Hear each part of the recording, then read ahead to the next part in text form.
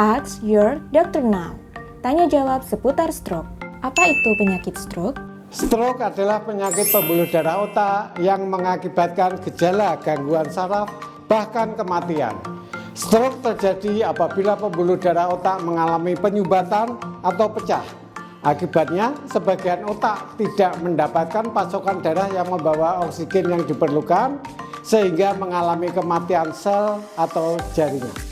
Bagaimana mengenali gejala awal stroke? Untuk mengenali gejala awal stroke dapat menggunakan metode BIFAS. Yang pertama, balance, yaitu keluhan kehilangan keseimbangan, pusing, atau kepala yang berat serta cenderung berpegangan pada sesuatu atau duduk. Yang kedua, eye, dilihat dari masalah mata seperti penglihatan kabur. Yang ketiga, face, dilihat dari wajah seseorang seperti turun sebelah dan tidak simetris antara kanan dan kiri. Kemudian yang keempat, arm, dilihat dari lengan penderita yang menjadi lemah. Jika lengan itu diangkat, maka tingginya tidak sama dengan lengan yang satunya.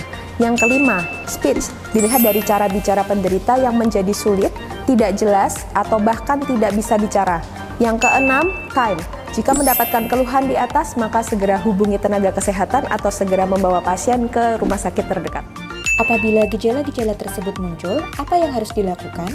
Yang sebaiknya kita lakukan adalah segera bawa pasien ke rumah sakit. Semakin cepat pasien tiba di rumah sakit, maka obat yang dapat kita berikan kepada pasien dapat semakin maksimal.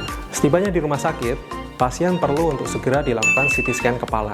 Apabila dari hasil pemeriksaan CT scan kepala didapatkan sumbatan pada pembuluh darah otak, maka pada pasien tersebut dapat dilakukan pemberian terapi trombolitik yang bertujuan untuk membuka sumbatan yang terjadi pada pembuluh darah otak.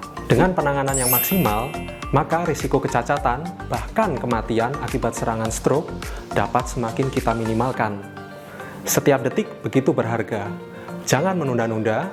Apabila terjadi kecurigaan suatu serangan stroke, bawalah segera pasien ke rumah sakit. Selain itu, penting pula untuk menerapkan pola hidup sehat, serta melakukan medical check-up secara rutin untuk mencegah terjadinya serangan stroke.